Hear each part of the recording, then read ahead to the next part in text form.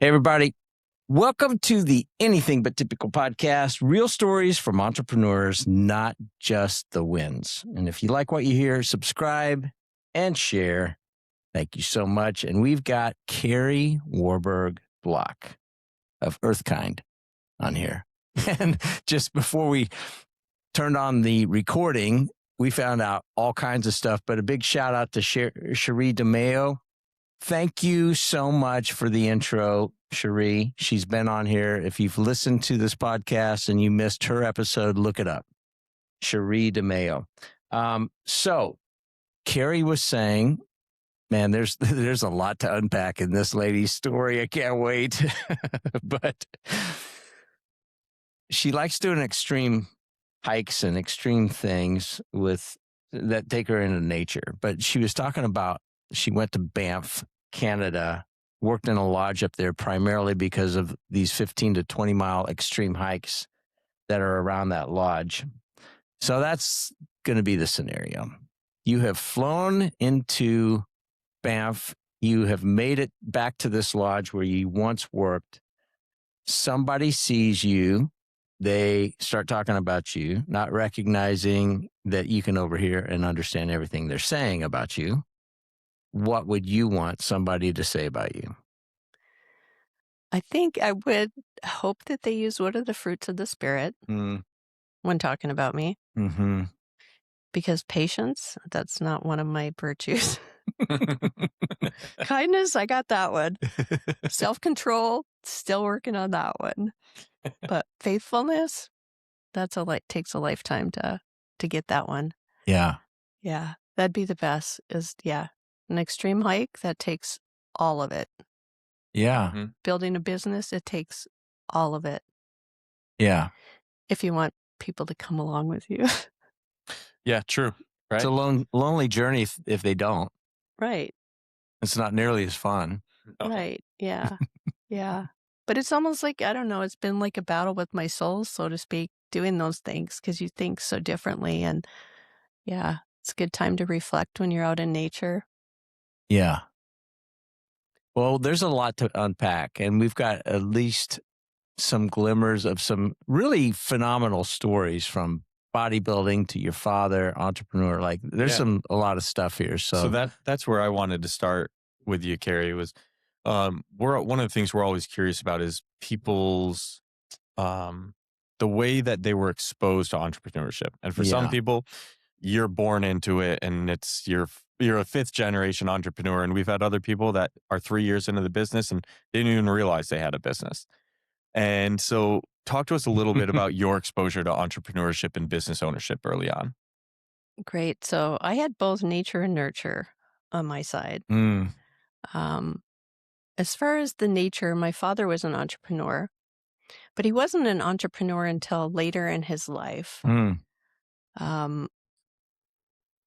And growing up, he always said, I want to invent a better mousetrap and get rich. He talked about being an entrepreneur forever. Really? With that said, his mom was an entrepreneur. My grandpas were entrepreneurs, like our whole family history going back. My kids are entrepreneurial. My sister has 6 kids. All of them are entrepreneurs. Wow.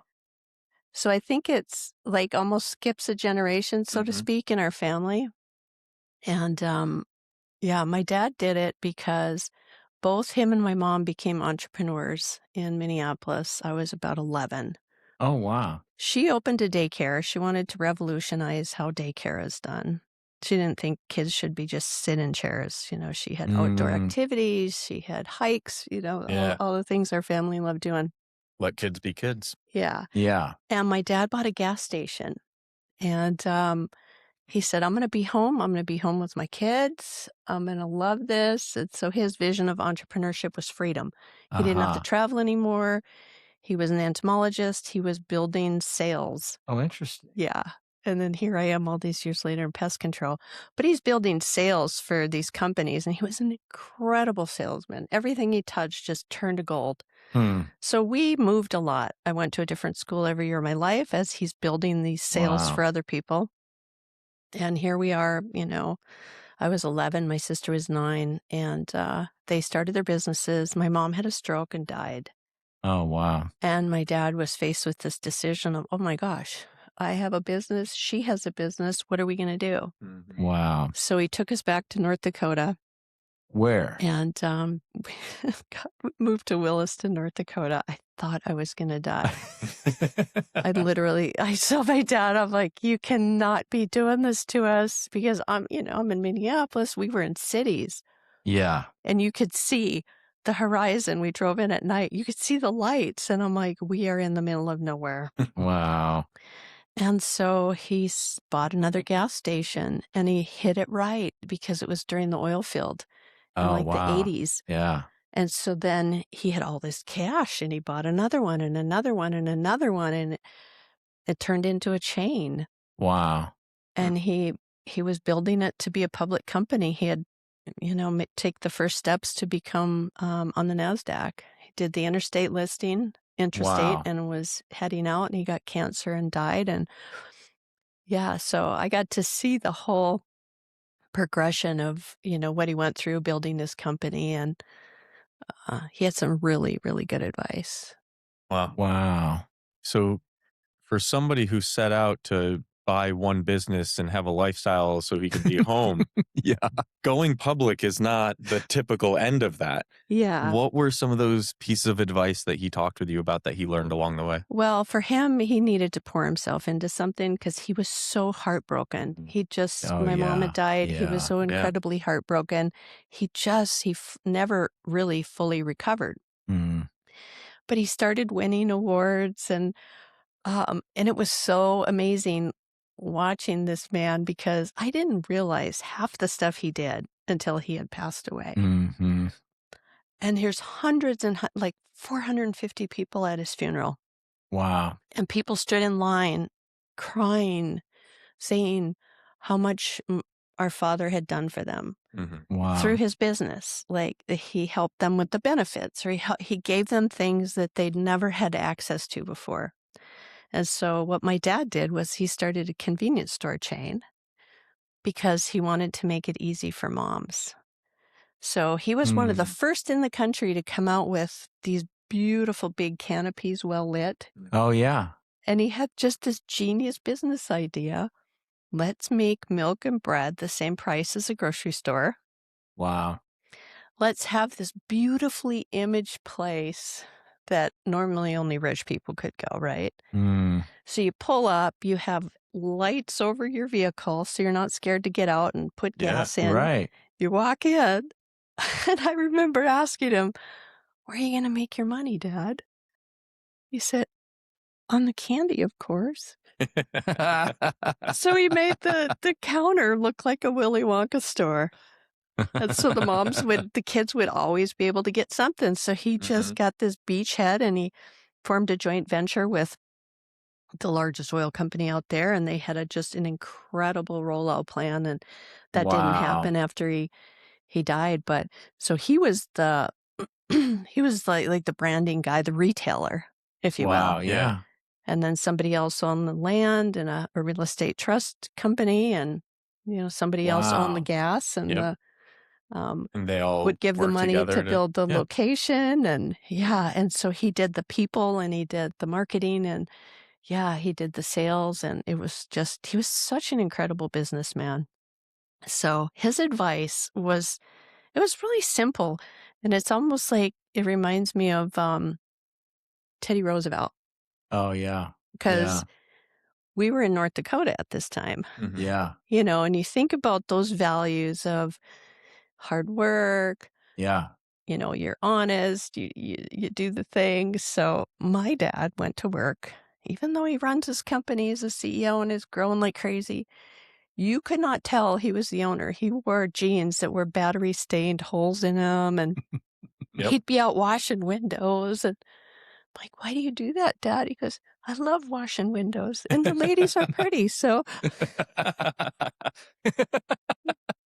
but he was just this incredible model for other people of how to be service oriented and joyful in your work.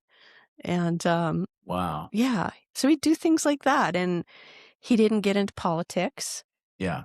And I thought that was really interesting because I was a teenager, late teens when all this was happening. And Yeah. I see all these people bugging him, like, come to join my party, do all these things. And he'd always say, it's like kids. If I give to one, I give to the other. Mm-hmm. So he was able to keep himself in the middle. Wow. Without associating with any one thing. Yeah. And I thought that was really genius what he did. Yeah. And then he had some rules. Like when somebody entered a room, you had to look at them in the eye and you had to give them an honest smile and a welcome and a hello. Yeah. So like his employees could get fired if they didn't do that. So they had to first be humans, Yeah. Yeah. And the bathrooms had to be clean. All the stuff that women would like. And which is kind of stuff his grandma or my grandma, his mother, probably taught him. So Yeah, it's interesting how he applied those things to business because quite often it's the humanity that just gets left out, right? Because everybody is looking at spreadsheets and reports and analysis, and the humanity gets pushed to the wayside. And everything he did was the opposite of, I'm going to create Willy Wonka to have the kids feel welcome. Everything is going to be nice and the prices are going to be the same as the grocery store. So women can come in and the mothers can bring their kids in and get the stuff they need. It's just everything he did was human centric. yeah, even in the battlefield, so to speak, because there was other gas, convenience stores out there that were, let's go to battle, let's go on price, let's try to get him that way. But because he was in the middle, so to speak, and he made a nicer environment, it was worth the extra money to go over there. Right. They thought, because you didn't make your money on gas. Right. So it's like, an extra penny isn't going to matter for gas. Right. But they're going to save on the bread. They're going to save on the milk. They know the bathroom is clean. They, basically know what to expect. Yeah. Wow. Yep. But you're right. Driving down the road, what do you see? You see how it looks and you see the price of gas. Yeah. And those two things he did to get people to come in. Yeah. And he taught me about math. And this is something so interesting. I remember going into the office to see him. And this is way back in the old days. So he'd be sitting at his desk and there would be acres, literally acres of, calculator machine paper. Remember those days when you had to, and he'd be on the phone every single day. He'd call every one of his store managers and he'd say, what were your gallons yesterday? What are they going to be today? Oh my gosh, you were 98% correct on what they were going to be. Wow. So he turned the math into a game. And he delighted in it. And then when there'd be a good day, everybody in the office would know because he would walk out and he'd walk around like Daffy Duck and he'd walk over desks quacking. And everybody was like, oh, we had a good sales day. We had a good sales day. The team won. Oh, man. The team won. Yeah. So that became his pitch, if you will, to get to NASDAQ because he said, I'm going to do that naked when we get listed. So everybody wanted to see him do it naked when he got listed. The world missed out. Yeah. Oh, man. So, that was my dad. But, there was also people that didn't like him because he was always bumming cigarettes. He smoked back then. Oh, They're like, damn it, Jack. You're making money. Buy your own cigarette. But he was just so cheap like that. Mm-hmm. He would bum a cigarette. And he's like, why do I need to buy something if I don't need to buy it? Yeah. That's funny. Yeah. He's got a point. So that definitely left a mark, on my sister and I. Mm-hmm. Oh, yeah. Because we're always thinking about, do we need it? Do we want it? Right. Do we like it? Yep. Interesting. Yeah, it is. So, man, I mean, you went from Minneapolis, cold, to to even more cold, My wife was born in Fargo, which is why I was like, what? Because That's that is cold up frigid. there. Yeah, But it's beautiful country, without a doubt. gorgeous. Beautiful. But, and you survived as the oldest child, right? Mm-hmm. One of two daughters. Yeah. You're getting drug around the country. You got this, P.T. Barnum dad that's just, He was, yeah. fabulous. But like it's impacting you. And then you also just happen to throw in, 45 years ago, I was the first female bodybuilder. Well, hey, that would be 1981. Yeah. I was in it in 1979, my one and only Yep, at 17. So I'm curious about that. And then I'm curious about what's the connection? How did you go from North Dakota to Charlotte, North Carolina? Okay. Well, first, I got to address Fargo. So I have this theory. Tourette's syndrome started by 80-year-old ladies in Fargo trying to get into their car in the winter. Oh, I mean, literally, that would do it. you have to know it is so frigid cold. So anyway, growing up. If they can find their car because there's feet thick of snow. Yeah. Yeah. And if Crazy. you don't plug it in, it's like dead. Right. So growing up with a father like that, who is really climbing the career ladder, he had such a drive, and I got a drive from him as well. But I ended up going to a different school every year of my life, except for high school. So because of that, I was labeled as learning disabled. Oh, wow. So they constantly test you, but you're in a different school and they have different standards. Yep. So, right. We're out in Yakima, Washington, or I'm in Cherry Hill, New Jersey. The standards are very, very different. Mm-hmm. Yeah. So I never thought I was smart because I kept getting put in these classes. So I never had the idea that I could go to college. I didn't even take my ACT. Really? Wow. Yeah. And Because in your mind, that just wasn't something for you. Yeah. Yep. And our principal sat me down in junior year and he said, "Do you want to graduate?" I said, "Yeah, of course." He said, "Well, you're going to need to get A's and B's because you're on the line." Oh, wow. So I said, "Okay, I'll do it." So I got A's and B's in classes I really didn't like, but I really applied myself. And but it wasn't enough, right? I'm like, I don't know, I'm just not smart. And I knew I just wasn't like other kids, like into school. I hated school. I was dreaming of adventures like my whole school day, going, this is crazy. They make you sit here and they make you do all these things. And I did not see how it applied to anything. Yeah. Wow.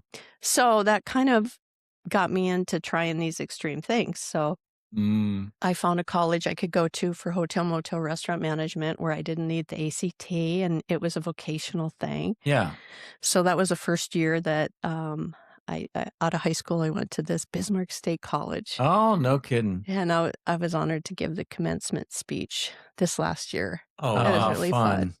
And then I went to a 4-year college, a private Catholic leadership university. And I became a student of the year there, and got some nice awards, was able to do things, and I still go speak at that college today. Oh, how cool. But it was really funny. So I don't know, they'd say, "Geez, Kari, you could do these things, just apply yourself. So they were doing this pitch on me to apply myself to school, and I'm like, well, I don't know what it's going to do. But when I went to the Bismarck State, I went for management. And I love the math. Like, I love the... Interesting. Yeah. I was like, that's practical. I can do something with that. Right. Okay. That's like nuts and bolts. Mm-hmm. And I took the test at job service, and they're like, you should go into being an actuary. You should go into manufacturing, or you should be an entrepreneur. And I'm like, well, they all kind of sound maybe boring to me. But all these years later, I end up using all of those skills. So while I was in college, that's when I started the bodybuilding. Because I was like, I have to do something on the side or I'm going to go crazy if all I do is school. So I worked full time. I went to college. Got into Interesting. bodybuilding. Back then, it was pretty, people thought I was really weird, but it didn't. Well, yeah, Yeah, you for said you were sure. one of the first women to do it Yes. in the Yeah. country. So I yeah. really, I thought, whatever, it didn't bother me, what people were thinking. But I loved getting in there and pumping the iron, Yeah. and it was something nobody done. And I thought, I could see if I could do this. I really thought it was cool. Yeah. Like yeah. you, I really got into that kind of stuff. What can the body do? Yep. Right.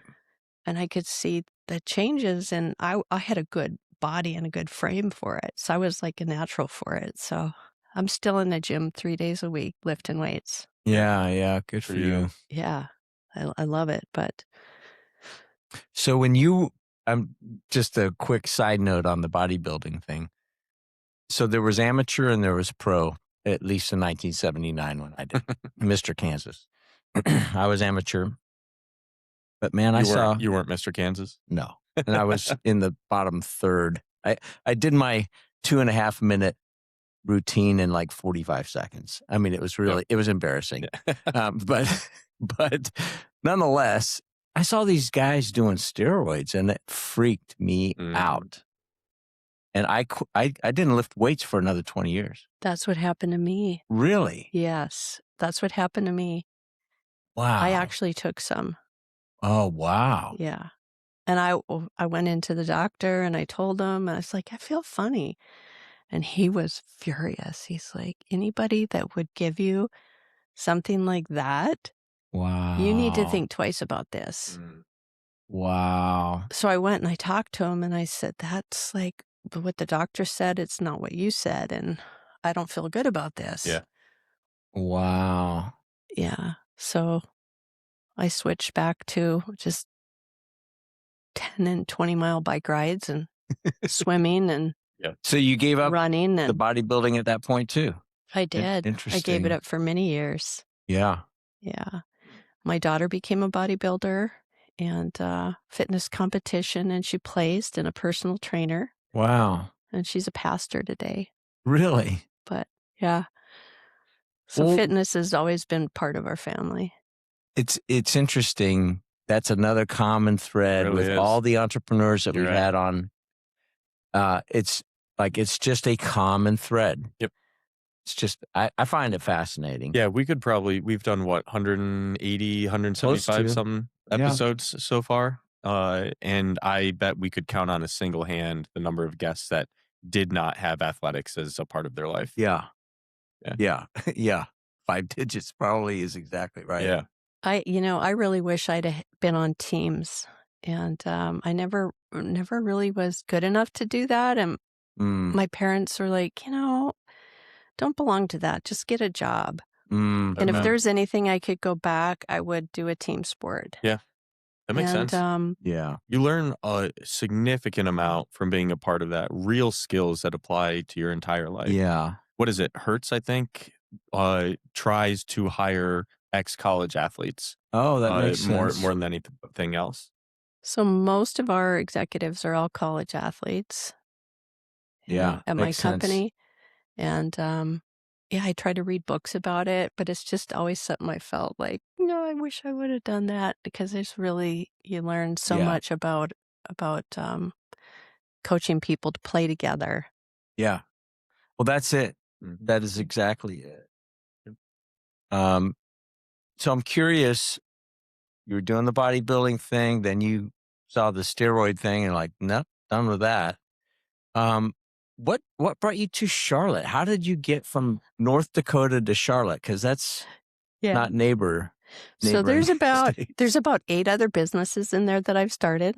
Oh, wow. Yeah. So I kind of whatever, there was a extra way to make some money. So I did a moving company. I did one of the first balloon singing telegram companies in the U.S. I was 19 when I started that, and I sold it and moved to Minneapolis and laid by the pool for 9 months, and then until my money ran out, and learned that wasn't the best thing in the world. Wow. So you were still in college when you sold that, maybe beginning it. Yeah, I was just out of college, and Wow. Yeah. So I went for a 2-year hotel, motel, restaurant management. I did it in 11 months. Wow. Wow. Yeah. So I was paying for it, and I came out number two in the class.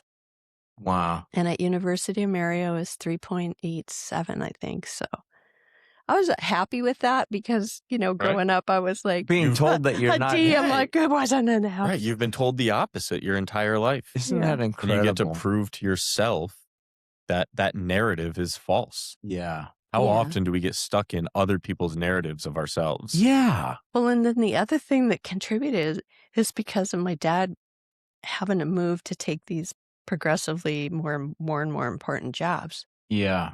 I got to live as a minority in Cherry Hill, New Jersey. We were one of the only white families. Oh, really? Wow. Yeah. Yeah. And I got to, West St. Paul, one of the only white families. Wow. So I got to see life on the different side of how people treat you Mm-hmm. Yeah. through no fault of your own, but through whatever they've been conditioned to think. And so that's really, made a difference to me. Yeah. And EarthKind today, our strongest rating on Glassdoor is 4.9, and it's Wow. the diversity and inclusion one, I think, because I saw the value of having diversity Mm. and other people's thinking styles and habits to Yeah. challenge you. Mm-hmm. Yeah. And I always say, what don't I know that I need to know? Yeah. As a That's a CEO, great for me, it question. was, Right. what's going to take us out? I love Yeah. how you're talking about diversity in your business as a business strategy, right? As a strength, because so often, especially more and more as everything is regulated, you see corporations making diversity happen for the sake of diversity, Right. not actually looking at it as a strength. And Yeah. and your approach is entirely different. It's everybody brings a unique perspective because of their Mhm. unique background and their experiences. And so that makes a more well-rounded company. I love Yeah. that that's the approach you take. And not only wasn't it an observation of growing up like I did, and I mean, there was some really hardships where I was beat up bad. Mm. And the bus drivers would have to protect me. Really? Yeah. Yeah. Wow. And, but nature also gave me that observation because there's a lot of diversity in nature, and one Sure. thing depends on another thing. So the birds start chirping and certain bugs come out and certain plants come out, and it's all time. There's this harmony that's happening in nature.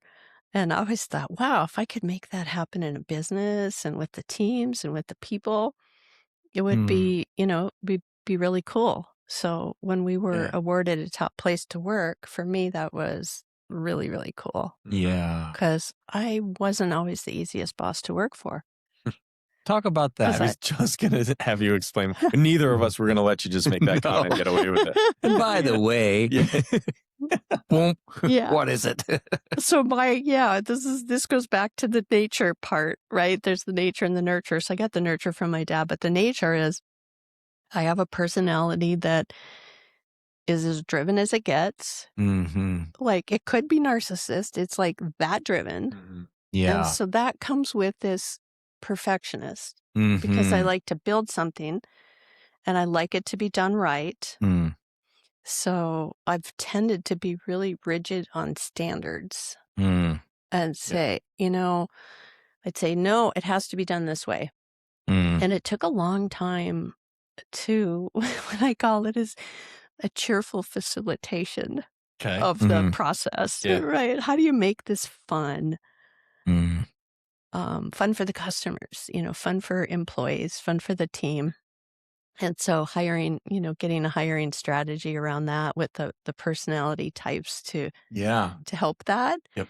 And then I can see the novel things people can. I can see. So I just need to be in on the front of things and the end of things. Yeah. And just to check in. Yeah. So- not so is like that through the whole your- thing going, oh, I'm too broke. I need to do it all myself. Right. Right. So did that become your solution to, I still get to control the quality part that I want because I want things to be a certain way. Mhm. without it turning into you micromanaging and hovering over Yeah. the employees that are doing the stuff in the middle? Is that where you found that balance? Yeah. Micromanaging wasn't fun for me because I wanted to be out doing stuff. Yeah. And our growth was always the best when I was not in the office. And until I got a controller, I didn't know that. Yep. So it was Yeah. a really good controller. And he sat me down and he said, Kari, get the back out on the road. Yep. And I go, I'm kind of feeling it. I'm just, I'm bored as all get out in a, consistent thing. And he goes, I want to show you something. He goes, every time you're out of town, look at our sales. They're spiking. Interesting. That's incredible. So we started fleshing that out. Yep. And I knew, okay, I'm a good hunter. But it wasn't just that. Whenever I'd take a vacation, like 2 or 3 weeks, which I did that many times, like every quarter I'd disappear for 3 weeks. Wow. Yeah, we bought a boat in the Caribbean and it was great. But then I'd get these ideas, like I just wake up after 2 weeks and go, oh, I got this idea, guys. I think if we did this, it could grow our sales like this, and we could do this.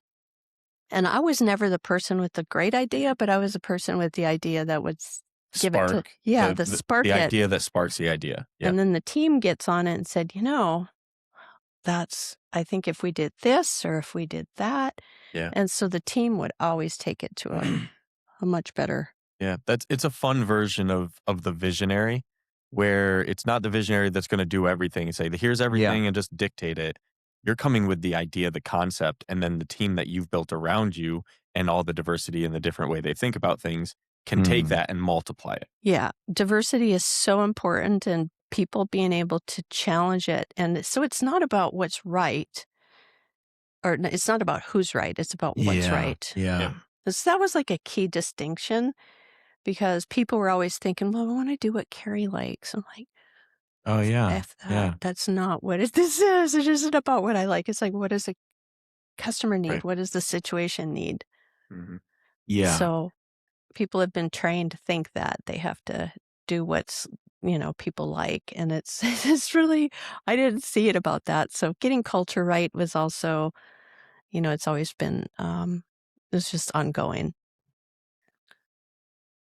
Man, I got a whole bunch of questions blowing through my mind, but you had mentioned, so I'm going back to the question, which was, okay, you were in North Dakota, Howe, Charlotte, and you said, well, 8 companies between there.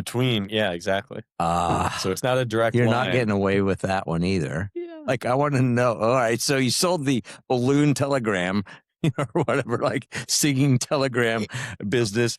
That's pretty funny. You had a moving company. That's pretty amazing. You've got EarthKind, which we do want to go into and unpack that more, but that sounds like that was maybe 8 of, number 8. Yeah, I've taken on the IRS and won. I've taken on the in a federal court and won. Yeah, so some of those in there too, just,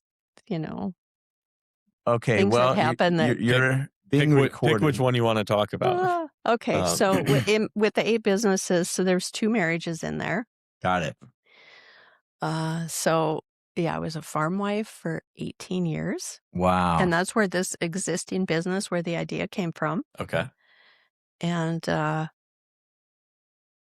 let's see, what else? I had a furniture moving company. So that was the other marriage. Wow. I know. And were these companies you started? Yeah. Yeah, of course. Yep. And so we're like, oh, I get it. We're up for it. And on the farm, it was and then I'll get to how I got to Charlotte. But, Okay, cool. But the question was, we're going around in the tractor cab, and it could have been bankrupt. I mean, it could have been. It was struggling.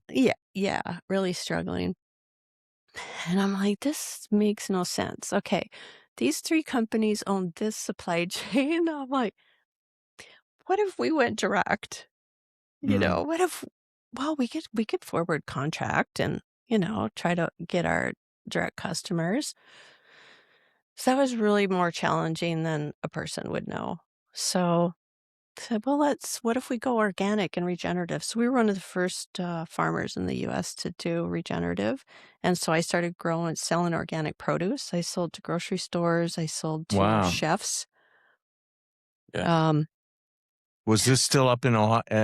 North Dakota? Yeah. Interesting. And getting a nice little business. My son started investing when he was 5 because he had pumpkin money, and he heard the cool. guys in the barber shop talking about their investments. So he put his money in Pier 1 and ended up helping to pay for his college. That was a good. Yeah. That was a good bet. Yep. Yeah. That worked out. So I just, this theme of money is kind of fun. It's like a chess game or whatever. But what got out of that situation is I was doing a farmer's market July 5th, 1995. It was July 8th. And I got run over by a 72-year-old lady in a touring bike with a sidecar. And she hit my stand. Really? It broke my femur. And then my artery broke when I got to the emergency room. So I died for 3 minutes. So over that time, I died for 3 minutes. I woke up. I see all my dead relatives at the end of the bed. And I'm like, whoa, this is like a whole different world, that I'm looking at. And I'm like, oh, okay, you need to clean some things up with your life, Kari. So I started, being more intentional with things. And then it was placed on my heart to start this business. Wow. And I'm like, I don't know anything about pest control, So I'd have these conversations with myself because I'm laying on my back for almost a year. Wow. Because I needed a few surgeries. Yep. We're broke, out in Western North Dakota, living in poverty for the most part of it. But so I started thinking, well, maybe I can do it. And I pretty much overcame everything. I thought, why not? Maybe I can do this. So I invented the first botanical rodent repellent to get federal EPA certified, which is kind of like taking a herbal tincture and getting an FDA. Okay. Yeah. So, there was a lot of challenges in there, but got a patent, did all the science. There was a lot of discovery there. And I'm a huge monarch butterfly fan because the monarchs were the key to the invention that made it work. And it was an ecosystem approach of the balsam fir trees make their own pesticide to keep rodents from crawling up and eating the monarchs. Interesting. And so I was out cross country skiing, and I'm like, how come this bark has no bites on it, no rodent droppings around it, but the rest of the trees do? Yeah. And that was kind of like, hey, maybe this can work for pest control. Yeah. Interesting. So I opened my mind to it, and I these ideas started to come to me, and So then my farmer husband said, I'm not into this. He goes, you're flying off to New York City and you're going to shows and you're going to DC. Sure.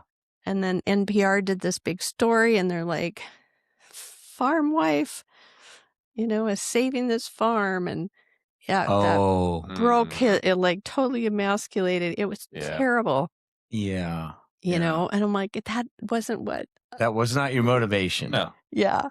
Yeah. Because we're sitting there, and we barely had running water by this point. And I was like, oh, one day I'm going to have a $5 million company, which I thought was so big back then. Yeah. Right. Wow. Mm-hmm.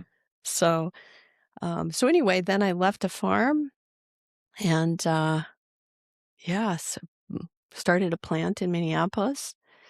And then we started to grow and grow and grow, and we got lows, and we had all 50 states. We had, 60 people in our plant, something like that. I'm like, we need to get more efficient. So we need to tighten up where the supply is. And so I left my home basically because thinking, customers shouldn't have to pay for our waste. Let's get close to the ingredients and close to the distribution hubs. And that's what we did. So that's how we moved into North Carolina. Really? Yeah. So it was because of the trees? Well, it was a few things. There was cost. Sure. It was more cost efficient to do it because buying ingredients, and 80% of everything that goes into our products comes from farms, and it's US based. So Okay. you ship that in, Sure. and then it takes you 5 days or whatever to convert it, ship it back out, and then you ship it to a store. The customer's paying for all that shipping. And I'm like, by the time the product gets out, and yeah. so you the think, price has to be bloated just because of that. yeah. Yep. So you think our product, we come out and it's 12, I think it was $12.50 back then. You could buy a rat killer for $3.50. And so why would people pay 3 times for a product that keeps them out, doesn't kill them, but just keeps them out, right? Oh, right. And so getting the price down was, kind of an important thing, because we made a whole new market. There wasn't a category. Right. Wow. It needed to be EPA registered to be able to sell it. Yeah, but then we quickly started growing, and we got John Deere, we got Tractor Supply, we went national with all Oh, those. wow. So Yeah. getting into Charlotte was just a great place for us. We're in Mooresville, is where a factory is. Okay. It's a NASCAR, Oh, yeah. right? Yep. A NASCAR place. And So Lowe's. yeah, Mhm. yeah. So NASCAR welcomed us really warmly. They've been great. So you kind of took us through getting this business going, but there's a lot of hurdles along that way, right? Yeah. That's not a Mhm. smooth, quick, easy process. You didn't just register an LLC and create a website like you can today. Talk to us a little Yeah. bit about the determination it took to get through that, to get all the way to the point where you get the stamp of approval, you start to figure out the shipping and things like that. What hurdles did you face that tested that determination? This is a good question. I don't even know if it take 20 years to go through all those. But, Yeah. the first big one was I was at a trade show in North Dakota, and the media stopped by my booth, and I showed my repellent and said, I'm a farm wife, and this stuff keeps our tractors mouse free, and it smells good and gives me more time with my family. I don't have to worry about all this stuff. Well, the next day it's like 20 below. We had a line 2 blocks long waiting to get in to buy the Really? product. And I Wow. went, oh, I think I have something here. Yeah. Right? I got Yeah. really excited. Yep. And then at the end of the line was the EPA, and they said, you can't do this. You have to have a No. license. And I go, what are you talking about? It's all natural. Like, the egg commissioner uses it, I'm Wow. like, no, you got to have this.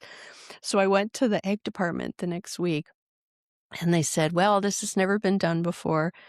Big businesses do this. It's going to cost a minimum of $2 million. Oh, wow. 90% chance you're not going to get it. Is the market even big enough? Where are you going to get the money? Yep. Wow. So I went home and I got on my knees and I prayed, and I'm like, okay, well, I got to get smart then. And I sold my pack horse, and I sold an old camper that I had, and I started applying for grants, and you got it done. Wow.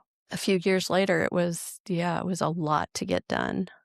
And seeing the inner workings of the EPA was something very few has ever seen.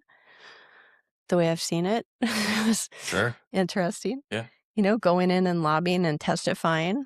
I was able to do that. And of course, I brought my kids with me so they could see what it was like. Wow.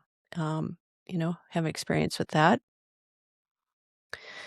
And then we got it and just, boom, got out in the market. And then about several years later, like not quite, about 10 years later, I had a supply issue, and I just had this gut feeling, and sent my team up there and like, no, everything's fine.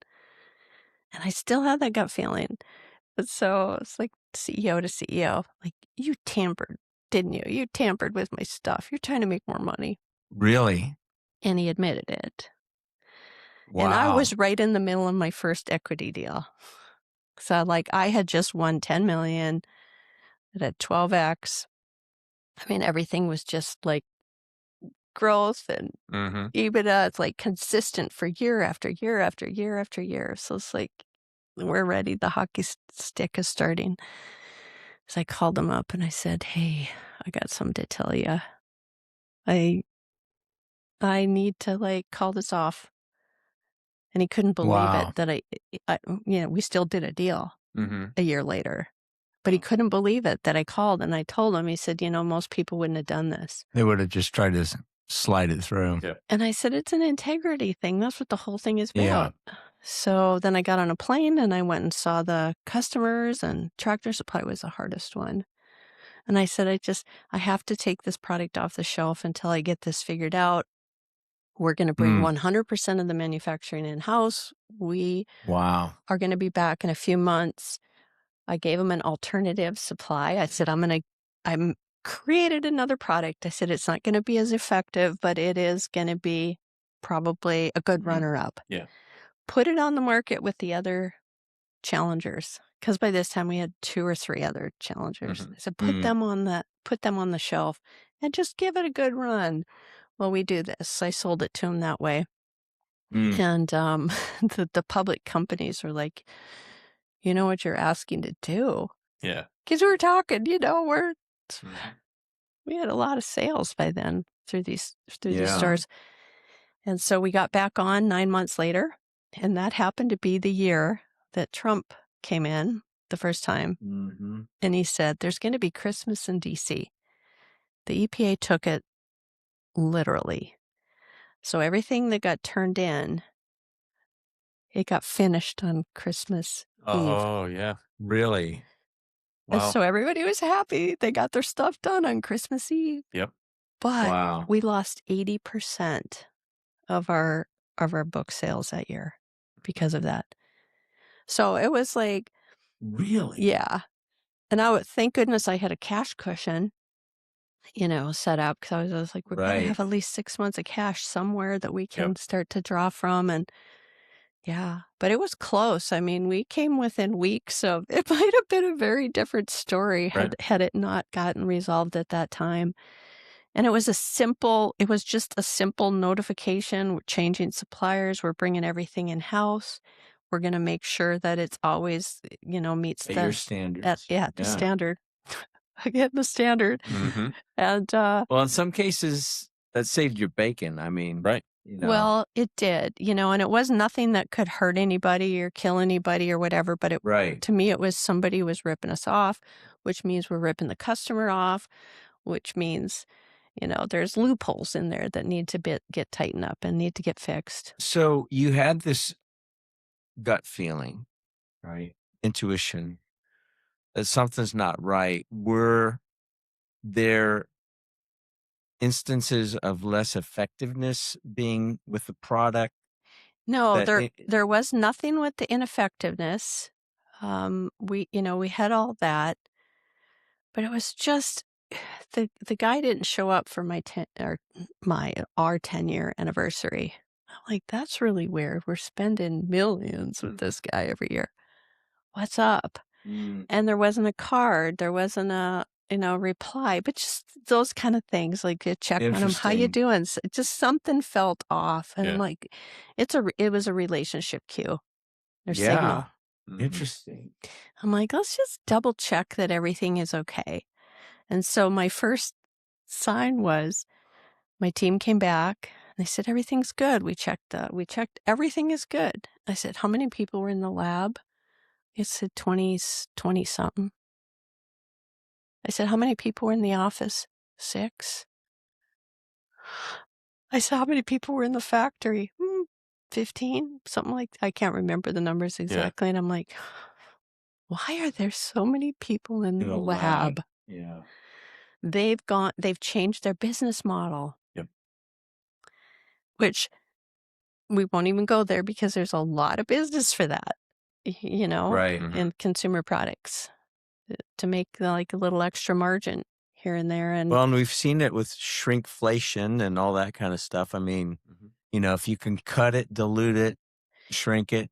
Yeah. And so part of the thing with our brand is trust had to be paramount. I'm like, like my dad. It's like you have to be able to trust that, you're going to be treated well. And so much was about right relationship. and if Yeah. the right relationship with ourselves, with each other, with nature. And if something is off there, like I had to think twice about it. So we brought it all back in house. We were better for it. We got right back. But during that time, it was really tough because we had several challengers. Mm. And I ended up devoting energy fighting the thing in court. Oh. Yeah. Which, looking back, I'm like, oh, I could have spent my time better doing things. You know, we won millions because it still didn't make us whole. Yeah. Right. But Wisdom's one of needed those. even in that, because if there are times when if you don't defend, you've opened the door to Pandora's box and you've set precedent. So, Yes. but to your point, it's a huge waste of money, time, energy, negative energy. You know, I mean, it's really, so wisdom Yeah. is really needed. It's a fighter. It's a fight energy, Yeah. you know, versus a build Yeah. energy. And when you, especially as a CEO or a founder, you embody what you need in that time, you know, and looking back, I had to have that fight energy, but it took a lot of reserves, but I learned Yeah. so much in that courtroom. It was unbelievable. Oh, I can imagine. I learned so much. And it was like a unanimous yes. And it was, yeah. And I heard this voice say, I'm like, please, God, don't ever make me go through this again. Yeah. And they're like, Yeah. get used to it. You're just getting started. But it was the most extreme experience. Again, it was like, wow, you can't make this stuff up. Yeah. Yeah. But Wow. the court reporters were like Charlie's Angels. Literally. It was so funny. It was so funny to show up every day and see what was going to unfold. And this other company, they're third generation, and they hired this big Really? law firm. Yeah. Of course. Yeah. And one of the reasons that the things that give you faith not to quit, you asked that question a little bit ago, because there's so many times I'm like, there's no way I can get over this. Like, this is insurmountable. Yeah. No way. So we're sitting at this big conference table doing the depositions, and it's this beautiful wooden table that was like as big as your conference table, you know, for 20 people. And I asked, where did this table come from? They said, Central Mexican mountains. We bought it off one of those places because they're illegally logging the stuff. Oh, wow. And I said, so you bought it. Did you buy it from the farmer? No, I just bought it for pennies on the dollar from the thing. And I'm like, interesting. So that tree is the same tree that the ingredients came from that we're talking about on the product. Wow. And I knew it. It was like one of those signs that I went, okay, you know, the universe is like, look, we got you. Just hang in there. Yep. Yeah. So those things come along and you observe it. I observe it and go, okay, I think we're going to be okay. But anyway, getting back to the business, because I see the sales, there was a slow during that time because all of a sudden we had these competitors come in. Oh, sure. Because we had been at 5% market share, and that's kind of a signal.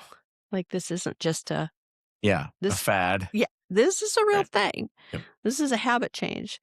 So all of a sudden the bigger brands came in and they were doing kill. We were still doing repel, but there was a lot more repels. And the whole game just changed overnight. Yeah. What year was that approximately? That was 2018, something like that. Yeah. So our growth was, 40%, whatever, year over year over year. And then it started to slow. And then I got very intentional at that point on the growth, saying, I want to keep the workforce. I wanted to, like, I'll go for a more modest build and be very intentional and careful with the customers that we have, and then start to think about it. And then about 2 years ago, I woke up one day and it was just over. I was like, just over it. I was like, I think my work is done.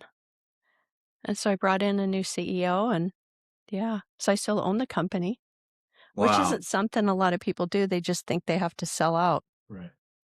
Yeah.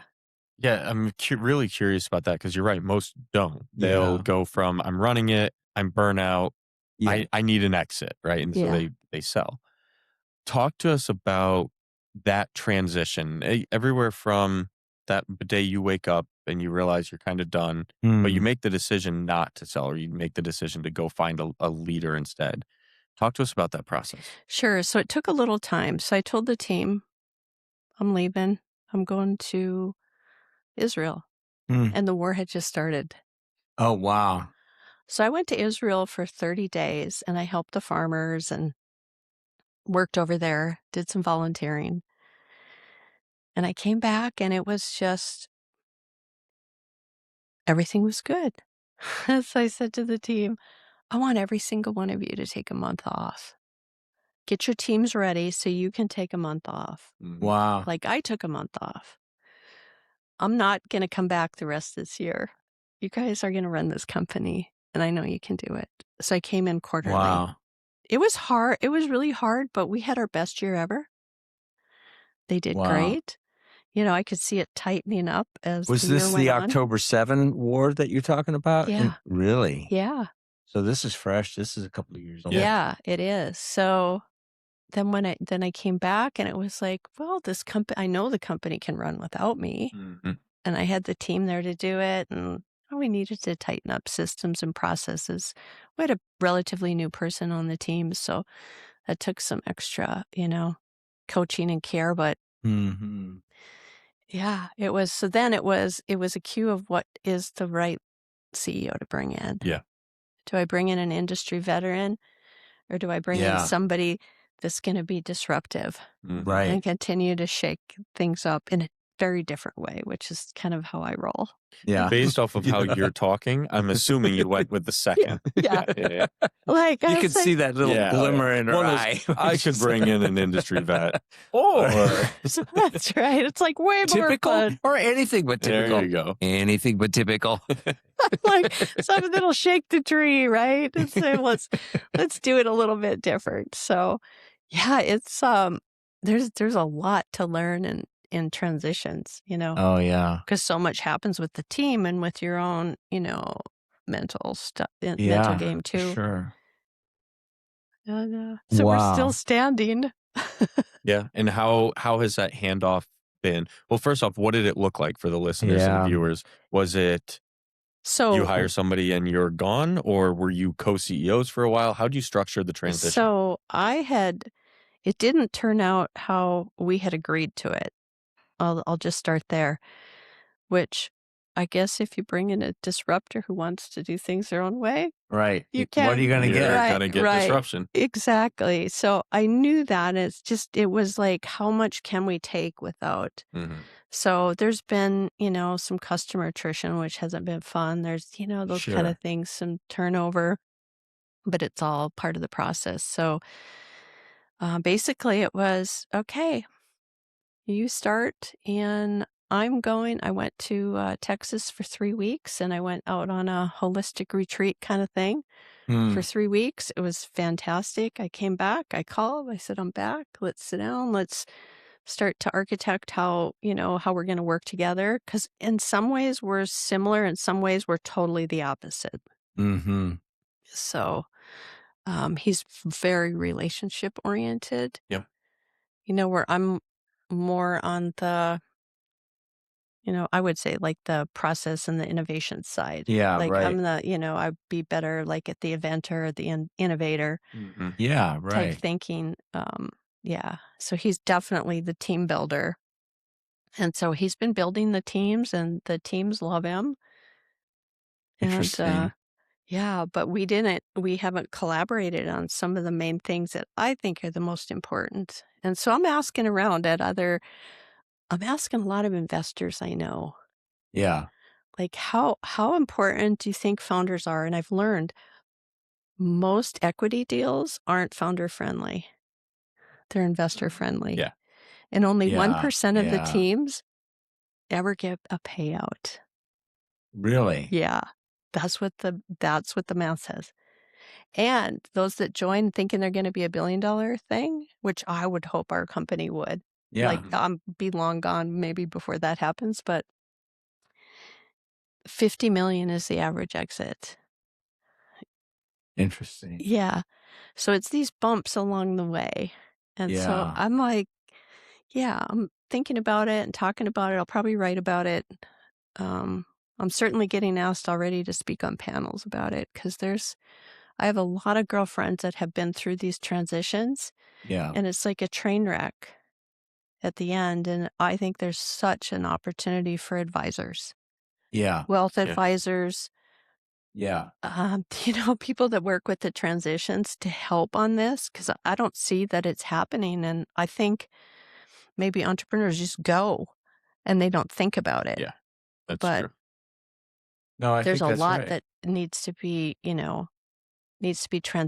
And then you look, okay, who's going to capture the value in during that time? Right. I'm like, I want my team. I want my team to really crush it, Did you set your company up as an ESOP? I mean, No, I set it up as we're an LLC. yeah. Okay, cool. Yeah. So there's Because a parent company and then another company. And like, we just started another company. all right, well, that's cool. Because and there's not a right answer on any of that, but it still comes down to what's the heartbeat. And I've seen LLCs go into ESOPs. I've seen them succeed, and I've also seen them fail and be Mhm. abused. Yeah. Yeah. I'm looking at different, paths, put it that way, in the future. Because if Yeah. you look at the market forces, and we have an entirely, almost fully U.S. supply chain, and That's pretty amazing. it was intentional. Because when I started my company, everybody said, go to China, manufacture over there. That's what you Cheap. do. We could have got bigger sales, bigger orders if we put it in the clamshells. I'm like, I'm not in this for that. I'm in this for the people. So our supply chain is fully U.S. and family owned. And Yeah. there's only one family owned company that has enough size to serve us in the one of our key ingredients. The consolidation so much has happened. So there's a lot of family companies that are in that, mid range. Yeah. Looking to collaborate with other family members to figure out how to Sure. do this. That So makes they sense. keep their kids in it. Yeah. Yeah. So, I'm thinking on that kind of a path. I never built it to sell it out and, Yeah. to sell it to a big brand. And Mhm. Right. And then have them shelve it. A yeah, lot of times they kill it off. Yeah. yeah. Sure. For me, it was, are my people going to go to college? Right. So we help pay them, to go to college. Like, are we going to create generational wealth is what I was thinking. So I used to do this thing called Coffee with Kari when I was CEO. That's the thing I miss the most every month. Mm-hmm. And I'd ask the people, what's on your heart? Now, give me the tough stuff. Yeah. What needs to be said that can't you need to say? And so we talk about tough things like the price of grocery. What are we going to do? How are we going to do this?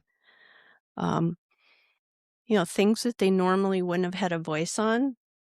And then we can bring our people in from our, what's it called? Like their ESOP plan or whatever, where they, Oh, yeah. the lawyers and the, Mhm. So yeah, interesting. the advisors. How But many? that's the stuff that juices me up. Like, my dad Yeah. was the same way. Yeah. He was exactly the same way. One of my favorite stories I wanted to tell you, I should have thought of this in the beginning, but I met him for breakfast one morning, and I walked into the restaurant, and he's sitting at a table, and there's two guys sitting there, and they have frozen snot all the way down the front of their Oh, face. wow. The governor walks in, and he goes, John, today's the day. They said you were over here. And he got Small Business Person of the Year. Oh, wow. And he's sitting there buying breakfast for the homeless. And he had Wow. them stand up. I still get tears to my eyes.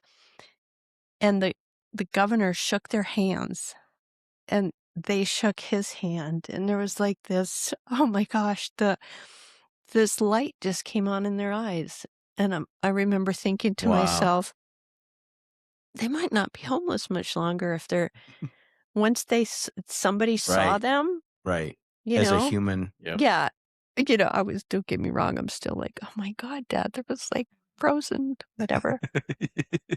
But Yeah. I didn't know until later he did that every morning. He'd go feed homeless people and they could meet him and have breakfast with him. Wow. Wow. Isn't that something? Yeah. Yeah. How Yeah. he ran things was really interesting, and then what you've done with your different businesses, and then the core of what you're doing now, both as a leader, but also a few years ago, a leader inside the business also, and balancing that. Yeah. There's a lot that the listeners and viewers can learn from this Mhm. episode. So thank you so much for sharing Yeah. the story and the lessons and the hurdles along the way, right? This is the stuff that Gary and I love getting into, and we really appreciate it. So we can't leave you, though. You made one comment that did not escape my notice. Ooh, which one?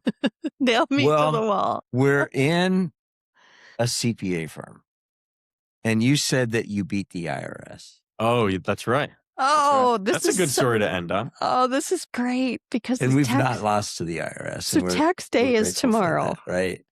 So This will air after that, but that's okay. I was a waitress and I had to work really hard for my money. And I worked this job where I'd get up and I'd go in at 5 a.m. and I'd set all the tables up and then I'd serve the breakfast.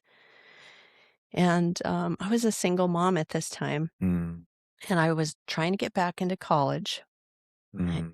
And I got one of these, was like your earned income credit or whatever. I got this like check. And then I get this letter from the IRS that said you have to pay this back because you didn't pay tax on your tips. Oh, wow. And That was before the big, beautiful bill. Yes. And I was furious. And I was like, and I got rejected 3 times. And I'm like, this will be the death of me. I will go to Capitol Hill on this one. And I'm so glad because I think of that story now whenever I see what Trump did because those tips matter. Yeah. And I mean, the owner of the restaurant said, she's ethical, trust me. She would not Yeah. even steal a chip. She's just, you know. Right.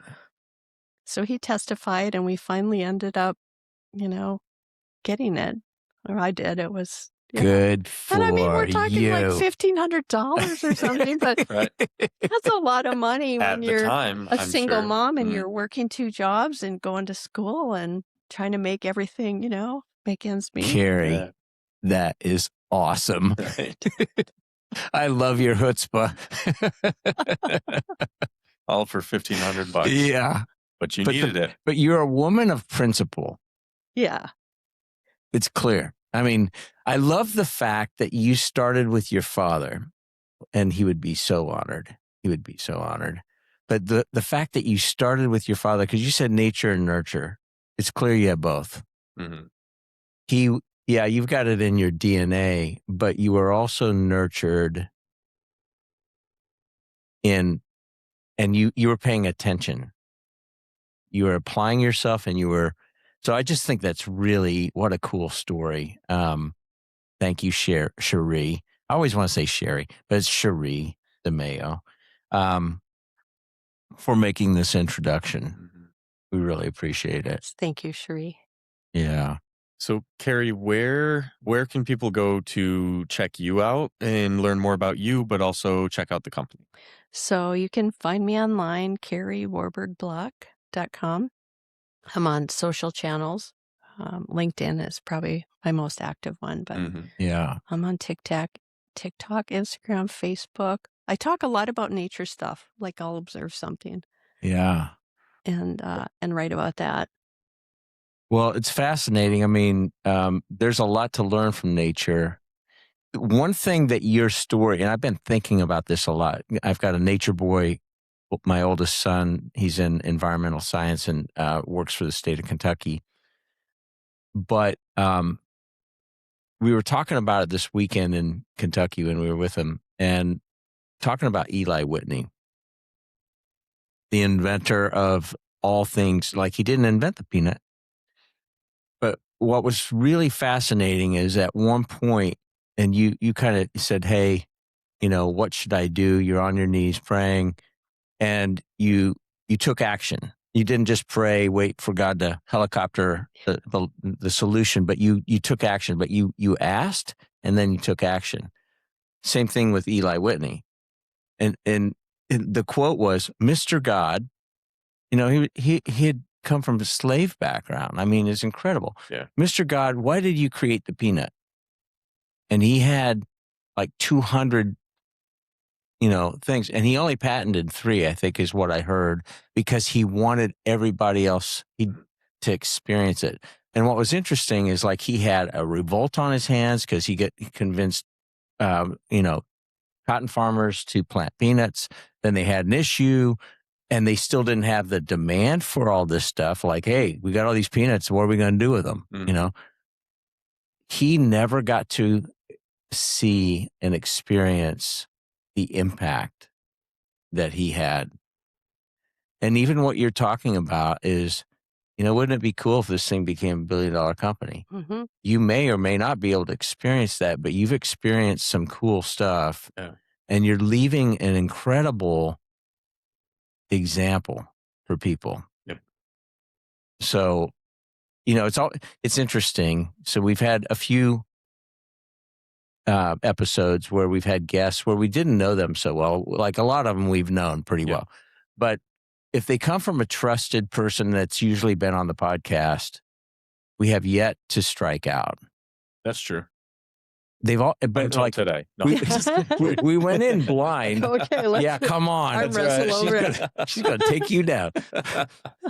We go in somewhat blind, but it's because of trust and it's because of the character of the people. Yeah.